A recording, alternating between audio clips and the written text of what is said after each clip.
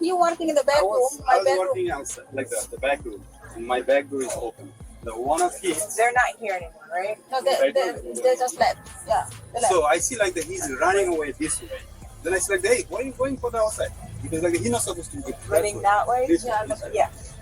Then he's not listening. He just like that go that way by the fence, and he's like run. And he never realized in that. And when I came inside, I thought like there's something happened over here. I came fast. Then I explained to him like another. What did you do inside the store?